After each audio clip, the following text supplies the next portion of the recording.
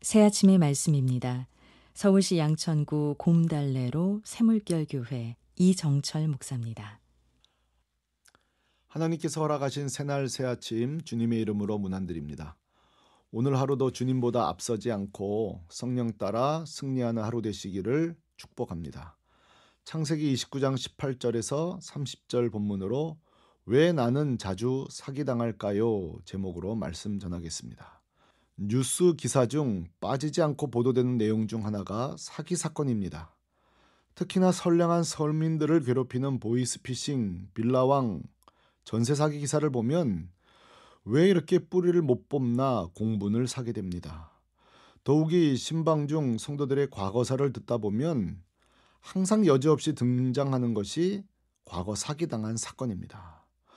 언젠가 도대체 우리나라 범죄 중 사기 사건이 얼마나 되나 경찰청 통계를 살펴보니 작년 2022년 전체 범죄 중 사기 사건이 무려 148만 2천 건으로 전체 범죄의 25.8%였습니다. 한마디로 말하면 4명 중 1명이 사기를 당한 것이 되는데 정말 사회적 큰 문제가 아닐 수 없습니다. 최근 한 팽신성수가 연루된 사기 사건이 떠들썩한 이유가 뭔가 하고 기사를 살펴보니까 이 사건에 대해 임채원 전 서울 동부지방검사가 이렇게 말한 것을 봤습니다. 영화로 만들어질 정도의 사기 사건 끝판왕 사건으로 보통 사기꾼들이 두세 가지 수법을 수법을 하는데 반해 가해자로 지목된 전모 씨는 사기꾼들의 13가지 패턴을 모두 사용할 정도의 진기명기였다고 말입니다. 특히 한국 사회에 이처럼 사기 사건이 잘 통하는 이유에 대해 임 전 검사는 아주 냉철하게 분석합니다. 자신이 33년 동안 사기 사건만 전담하면서 사기 사건에는 항상 2가지 공통점이 있다는 것입니다. 바로 절박함과 탐욕입니다. 사기꾼들이 누구를 노리는가? 항상 절박하고 간절한 사람들입니다.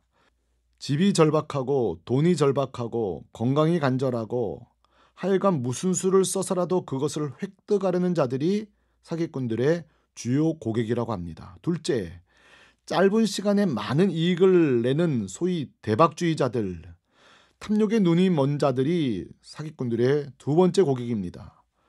탐욕이 뭘까요? 정상적 과정, 땀 흘림, 수고와 애씀 없이 과도한 이익을 추구하려는 마음입니다. 잠언서 28장 20절은 이렇게 말합니다. 속히 부하고자 하는 자는 형벌을 면하지 못하리라. 아멘. 모든 사기 사건이 불성실과 탐욕은 물론 결코 아닙니다. 열심히 성실히 살아도 사기는 당할 때 있죠. 그러나 임 검사의 빅데이터에 의하면 또 성경의 경고에 의하면 속히 부하고자 하는 그릇된 탐심이 사기의 주요 원인인 것은 분명합니다. 성경에도 사기 사건이 있을까요? 당연히 있습니다. 아니, 많습니다.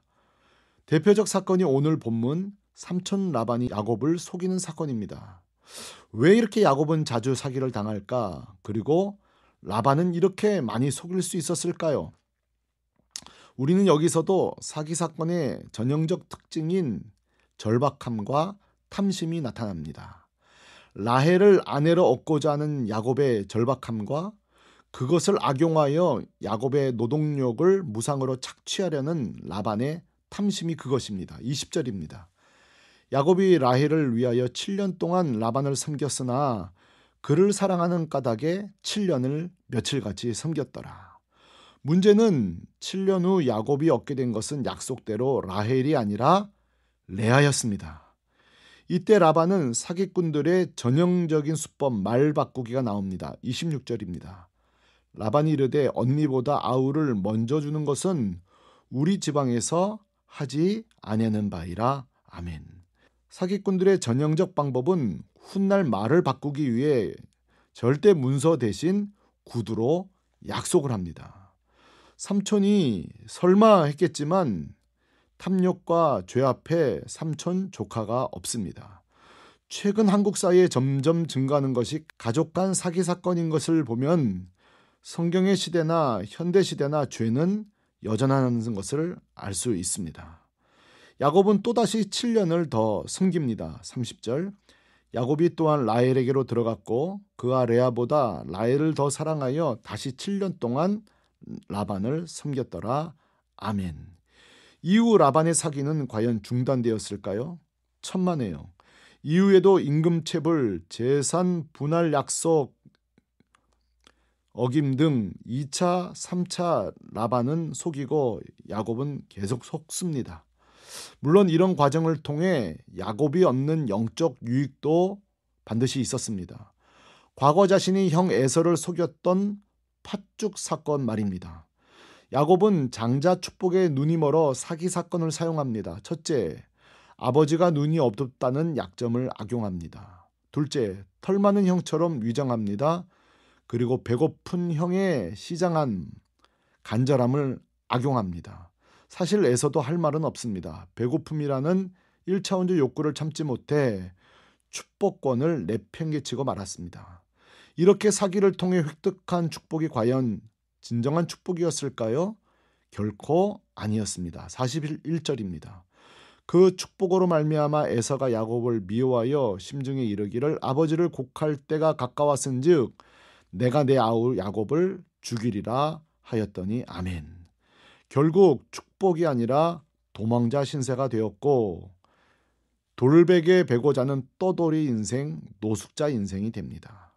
그리고 마침내 지금 삼촌 라벤에게조차 속임을 당해 임금, 노동력까지 착취당하는 인생이 됩니다.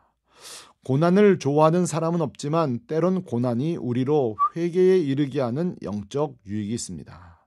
사랑하는 애청자 여러분, 우리의 지난 세월을 한번 뒤돌아볼 필요가 있습니다. 왜 나는 이렇게 하는 일마다 사기를 당할까? 물론 억울한 사건도 있지만 혹시 내 안에 남보다 속히 부하고자 하는 탐욕으로 인한 사건은 없었을까? 간절함이 눈이 멀고 그것이 사기꾼들에게 악용당한 적은 없을까? 반대로 남의 약점과 간절함을 악용하진 않았을까? 탐욕에 눈이 멀어 양심보다 돈을 추구하고 지금 벌금 또는 형량을 당할지라도 얻게 될 경제적 유익이 더 크네 하면서 그릇된 방법을 쓰진 않았을까? 우리 자신을 살펴볼 필요가 있습니다. 그렇다면 어떻게 하면 사기를 당하지 않고 오히려 복을 누릴 수 있을까요? 첫째, 빠른 길이 바른 길이 아니라는 분명한 인식이 있어야 합니다. 창세기 47장 나이 들어 야곱이 바로 앞에 섰을 때에 자기를 이렇게 소개합니다. 야곱이 바로에게 아뢰되 내 나그네의 길의 세월이 130년이니이다. 내 나이가 얼마 못 되니 우리 조상의 나그네 길의 연조에 미치지 못하나 험악한 세월을 보냈나이다 하고 아멘. 야곱이 자신의 삶을 총평가하면서 이렇게 말합니다. 내가 빠른 길을 가려고 했지만 결국 험한 길이었다고, 결국 바른 길이 아니었다고 말입니다. 둘째, 복은 하나님이 주신다는 확신입니다. 야곱이 훗날 12아들을 축복할 때 요셉을 축복하는 장면입니다. 25절. 내 아버지의 하나님께로 말미암아 그가 너를 도우실 것이요 전능자로 말미암나니 그가 내게 복을 주실 것이라. 위로 하늘의 복과 아래로 깊은 샘의 복과 젖먹이는 복과 태의 복이리로다. 아멘. 야곱은 드디어 노년에 대해서야 복은 내가 획득하는 것이 아니라 하나님 주신다는 것을 바른 길을 깨닫게 됩니다. 마지막으로 한탕주의 대박 사건을 기대하는 것이 아니라 하루하루 성실하게 살아가는 것입니다. 잠언 28장 20절. 충성된 자는 복을 받아도 속히 부하고자 하는 자는 형벌을 면하지 못하리라. 아멘. 야곱처럼 라반처럼 빠른 길 가지 말고 바른 길 선택하여 하나님 주시는 진정한 복을 누리시기를 축복합니다. 아멘. 새아침의 말씀, 서울시 양천구 곰달래로 새물결교회 이정철 목사였습니다.